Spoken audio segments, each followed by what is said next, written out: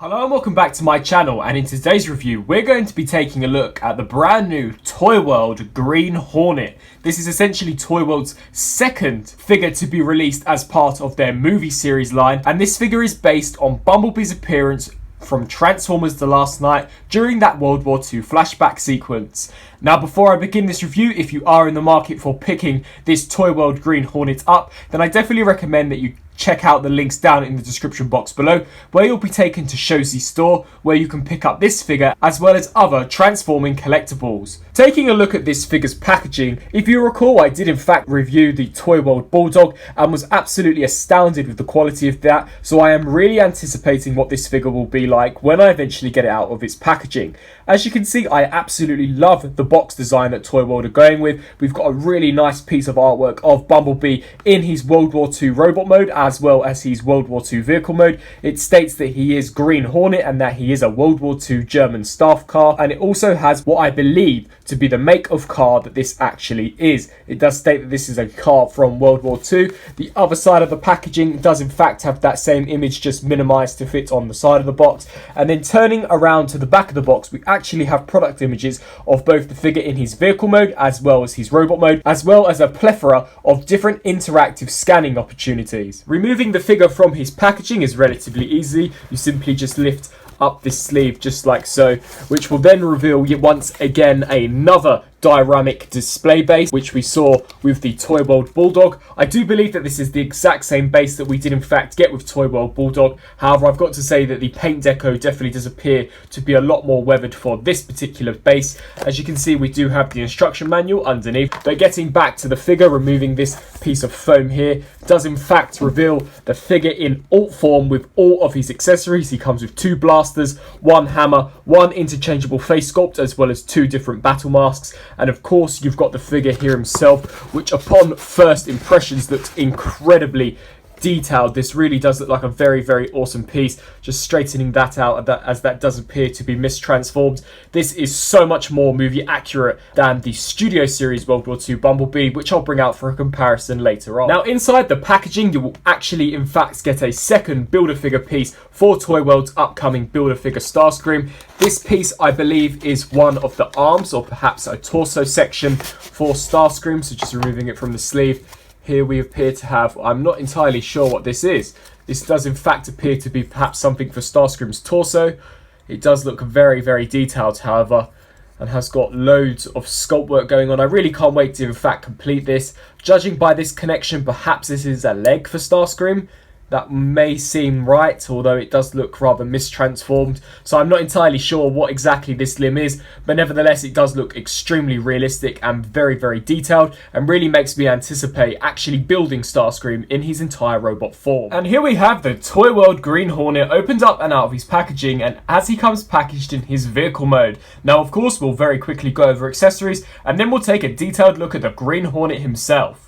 Now, the largest accessory that this figure comes with is in fact his Warhammer that we primarily see Bumblebee use in the Transformers The Last Night movie. As you can see, I think that this has been sculpted incredibly well with loads of bolts and different ridges, and this has been accompanied by some fantastic metallic silver paintwork. This really does look very realistic, and the material of which it is made of is in fact plastic, so for it to look as if though it could perhaps be steel really does show how well done Toy World's paint deco is. You can in fact split this weapon in order to store it for the vehicle mode. However, I'll showcase that once we cover Bumblebee's cannons. Talking of Bumblebee's cannons, here is one of them. He does in fact include 2, and to me these seem as if though they do lend creative design to the Bumblebee blaster from the Bumblebee movie. As you can see, you can make out the fingers wrapping around the barrel, which was definitely a look that we saw in the Bumblebee movie. However, of course, these now have handles, and this has been given a very metallic wash over the top, almost dry brushed, in order to make it look very realistic and weathered,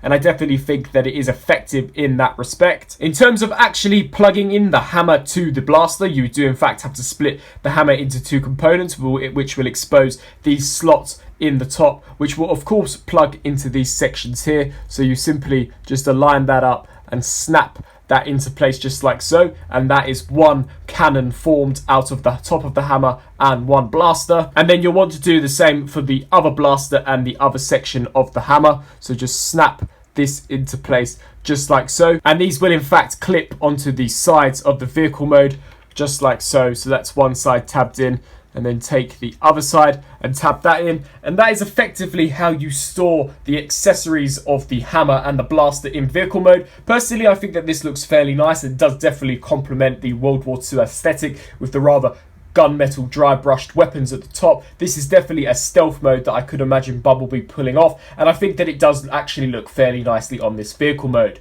And here we actually have the Green Hornet himself looking absolutely incredible, and almost as if though he doesn't transform. Now the standout for me for this figure was the fact that we now finally have an accurate World War II Bumblebee to go in our Transformers display, as the version that was put out by Hasbro was extremely inaccurate, whereas this version recreates the vehicle mode that we see incredibly well. Taking a look at details, as you can see, this whole front section has been weathered in a way which makes the grille section look extremely weathered and dilapidated. I love the smoky yellow effect that they have in fact applied onto the headlights of this vehicle with this silver trim around the sides. The wheels have also been given this white trim all the way around with a rather dirty wash applied over the top to make this look rather weathered, and then the entire paint deco for the majority of the vehicle is this rather matte type of blue color with a very greenish brownish wash over the top to make this look weathered. And then we do in fact actually have some interior detailing, such as different dials and a steering wheel and an entire plethora of different seats. As you can see, we've got 3 at the back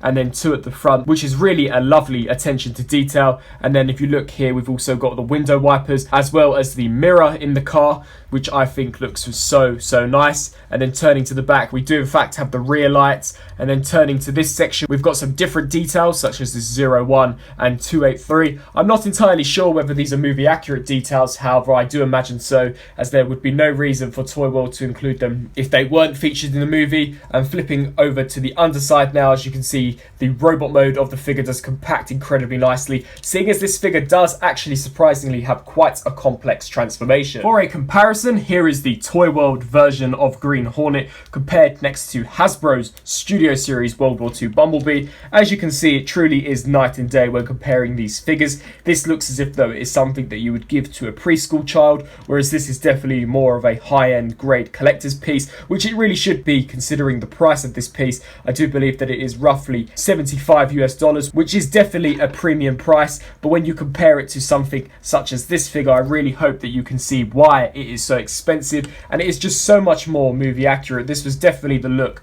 that we saw Bumblebee have in the movie, as opposed to this, which is really just a fantasized vehicle that I believe Hasbro threw together either through laziness or due to licensing agreements. Now, in terms of transformation, this figure is significantly more complicated than that of the Toy World Bulldog, which I reviewed last month. This figure does in fact have a variety of complex conversion steps, which of course turns him from this vehicle mode into a very movie accurate looking robot mode. To begin with, what I recommend doing is coming to this underside and just detaching these tab sections from the slots on the legs. Collapse the seats down just like so on these hinge joints.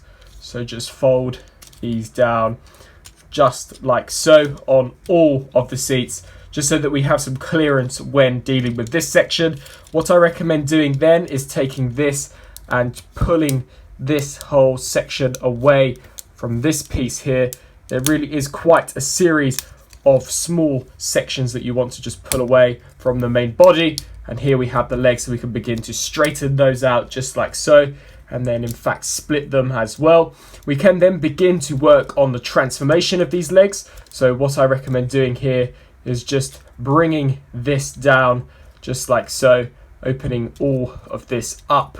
So just pull this away, which will then allow us to take this piece here and pull this down and around, and then that will allow us to flip the toe section up and repeat the same process now for this side. So just bring all of this down, pull this section out. These small die-cast pieces you are going to want to be wary of, and just flip those around on both sides just like so, and then fold out the toes as well.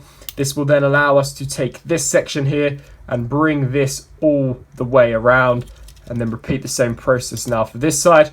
So take this section here and bring that all the way around as well, as that does in fact create the back heel spur for Bumblebee, or should I say Green Hornet. We can then take this and proceed to rotate this all the way down now as well. Now what you're going to want to do is essentially take this panel and flip it inwards. There really isn't much in terms of clearance, but that will in fact clear just like so, and then that will just snap into this groove here. What we can then do here is in fact bring this section down just like so, and bring it so that it sits flush along the leg. You could also fold this section out as well, but I'm not entirely sure what for, but that does definitely create a more complex look for the transformation of the leg. Launch this heel spur back. This piece here will in fact tab into that tiny slot in there, so we just want to bring this down and lock the foot into place, and now we essentially have one whole Bumblebee or Green Hornet leg fully transformed.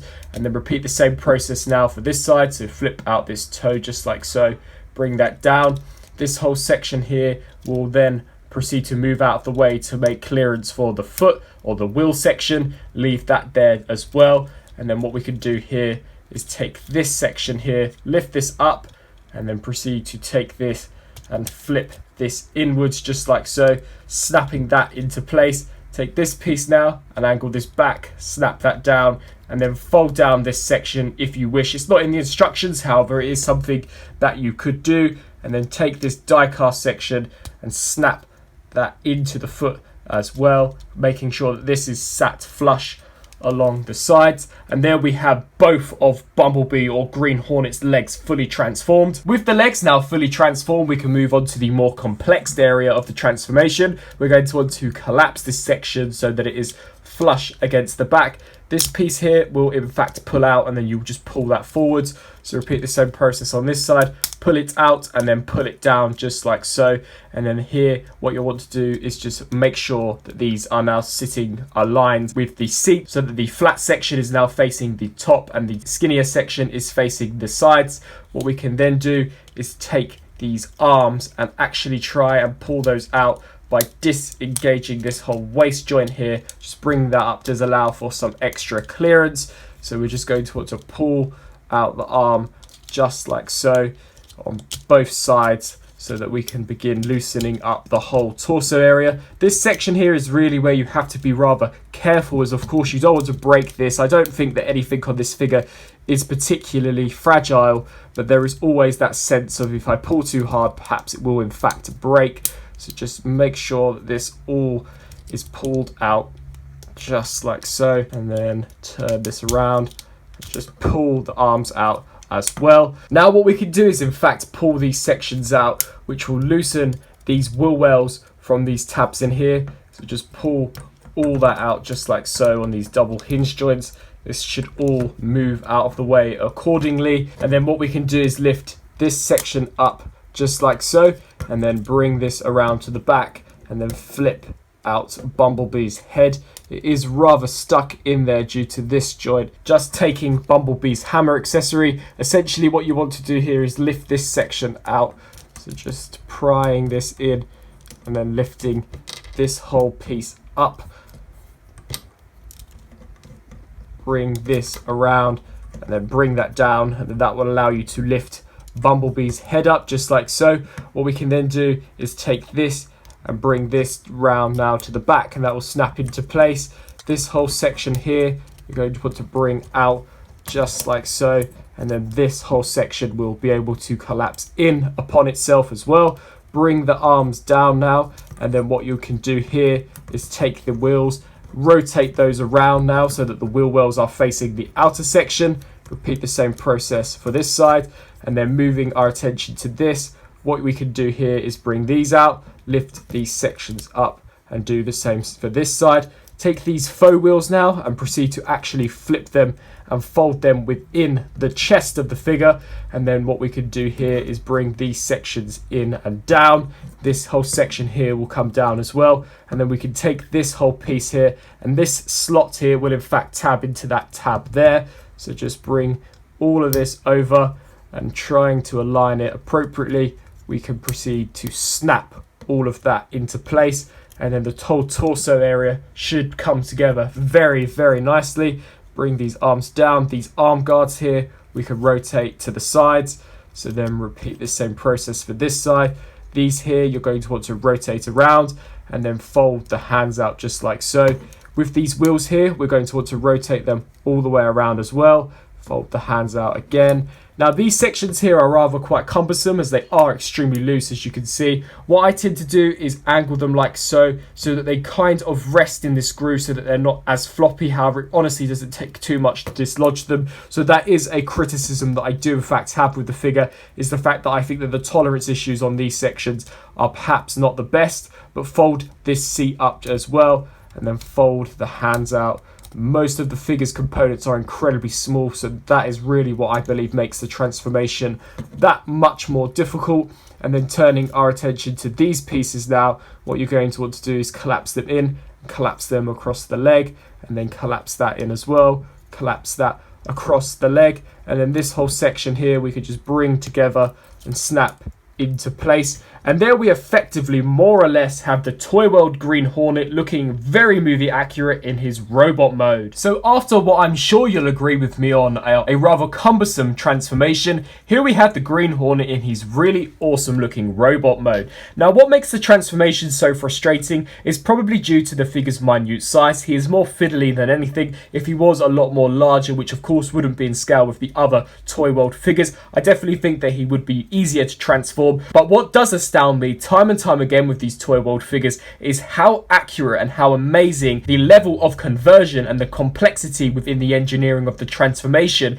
to get them from a really real life looking vehicle mode into a very on-screen movie accurate look in their robot modes. Taking a look at the figure's details, as you can see, he has got an amazing looking head sculpt which looks very reminiscent of the Michael Bay trilogy Bumblebee head design. There is definitely a lot of sculpted in detailing accompanied by some fantastic paintwork. You can really see the incredible paintwork in the chest of the figure. We do have the ZB7 logo, which is of course accurate to the movie, as that was what he was referred to on the front line of the battle in World War II. I love this kind of rusty effect that we've got going on for the front torso area of Bumblebee, and we've also got those tinted yellow headlights picked out where they really should be in the robot mode. Turning to the armor of Bumblebee, as you can see, we've got some nice movie accurate detailing with loads of different sculpted in nuts and bolts. I really do like the aesthetic of these World War II designs, and despite them having little to no screen time in the movie, it's great to see Toy World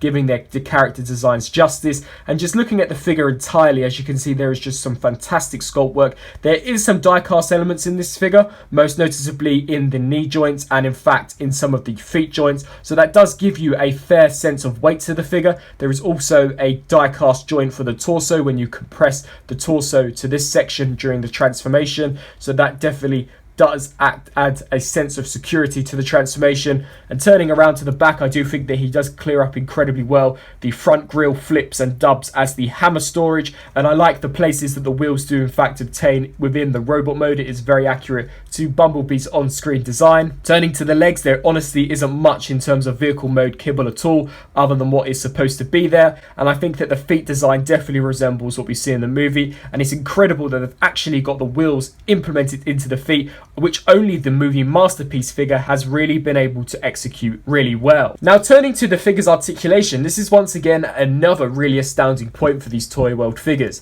The head is on an incredibly stiff ball joint, so it can look left and right as well as up that far and then down that far. It can also tilt side to side. However, you are more than likely to disengage the neck joint. The arms are on ball joints, so they can rotate forwards and backwards. However, the wheels do tend to get in the way. However, if you just rotate them, they will in fact be able to lift up and down. They can also hinge out to the sides that far. There is a rotation joint just above the elbow section with a roughly 90-degree bend at the elbow. The hands have got several hinge joints, of course, to accompany the many accessories that the figure comes with. So the thumb is on a hinge joint, as well as these three fingers are on one big hinge, and then finally the hand can move back and forward. There is also a waist joint, which isn't in fact limited whatsoever, which is fantastic to see. As you can see, we can unfortunately see this section keep flopping down, which is one of my major gripes with the figure. The legs can kick outwards that far and then back to about that far before you start knocking into the robot mode junk.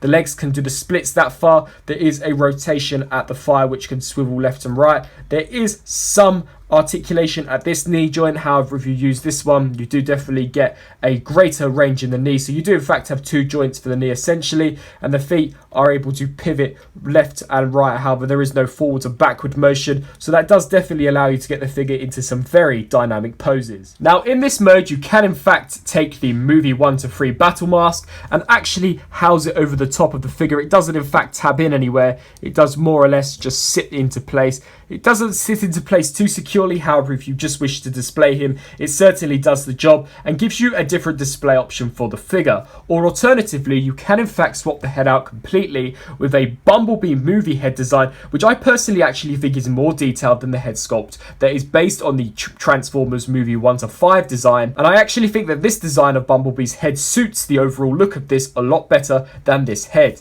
In order to switch it out, it is very similar to that of Toy World Bulldog. You simply just want to remove it from the ball joint, which over time I'm not entirely sure of the longevity. However, the plastic does definitely seem to be made of a very strong material. Just taking this now, you just essentially want to pop this on as well. It does take some finagling to do, and as I stated, this neck piece does in fact keep coming out of its joint. But if you hold that firmly into place, I'm sure that we will be in fact able to just pop this on just like so, and with a very, very loud snap, it does in fact snap into place, and I actually think looks awesome and has some magnificent sculpt detailing as well as an amazing paint deco. This is definitely my preferred look for the figure, which upon seeing official images of this figure, I honestly thought I was just going to disregard this head, but I really think that it does look amazing when implemented. And he also includes a Bumblebee movie inspired battle mask, which is different from the one that I just showcased, and once again, this does just sit over the top. However, it doesn't seem to latch on as well as the previous one. It does tend to want to spring off, but once you do have it on there, it will stay on there relatively securely. However, I definitely wouldn't take this figure out and about with the head mask on, as you are more than likely going to lose it. Now, taking the blaster, in order to convert it so that Bumblebee can in fact hold it, you simply just want to rotate that out just like so, which will expose a small slot that will in fact plug into a very tiny tab on the hand. You essentially just want to align this up as best you can, and it will snap into place, and then you can clasp the fingers around. I think that this looks really, really awesome, and although I don't think these are accurate to the movie, they definitely do look similar to the movie design. However, these of course have taken most of their inspiration from this Stinger blaster that Bumblebee used within the Bumblebee movie. We could also take the hammer that we saw earlier on and in fact implement it into the figure's hand by the same way, by utilizing that small slot and just tab that into the palm of the hand. It is great that you can in fact flex the thumb out of the way, as it does make for a much securer connection, and then clasp the hand around, and there we have Bumblebee wielding not only his blaster but as well as his hammer, which I think looks really awesome. Or alternatively, you can take the hammer and in fact store it on the back via this slot. You simply just want to take it, and any of the grooves really will suffice. You can just align that up just like so, and there we have Bumblebee wielding the hammer on his back, which I actually think is a really, really nice look. And for a Toy World movie series comparison, here we have the Green Hornet compared next to the Bulldog figure. Personally, I think that the scale here works really, really well. And comparing the Toy World Green Hornet to the Studio Series World War II Bumblebee, as you can see, the Green Hornet definitely destroys the Studio Series version in terms of movie accuracy. The paint deco on this figure is just vastly superior, as so are the robot mode proportions, the overall complexity of the conversion. But what we do have to bear in mind that this figure is in fact a mass-produced figure meant for the mass market. So personally, I think that this figure is definitely good for what it is. This figure is in fact triple the price of this, so really should have the type of quality that it does. However, I do think that its price is definitely more for a niche market. So that is my review for the brand new Toy World Green Hornet. If you haven't guessed already by this review, I'm absolutely amazed and blown away by once again the level of detail that Toy World put into their figures. This figure, as well as the Toy World Bulldog, have been some of my favourite purchases of 2019, and that is merely down to how movie accurate they both are and the level and detail in their conversion between their vehicle modes and their robot modes. This figure is vastly superior than the Studio Series version at a great price indeed. This figure is roughly $75. $100, which personally I do think could perhaps be slightly too high of a price for a figure of this size. He is essentially a deluxe size figure, although the conversion is definitely to the complexity level of some of the Studio Series leader class figures. If you are in fact in the market for picking one of these figures up, then I definitely recommend you should check out Shozy's store, and for that there will be links down in the description box below. I hope you enjoyed this review. If you did, please let me know down in the comment section below, and until my next review, I'll see you then. Thanks for watching.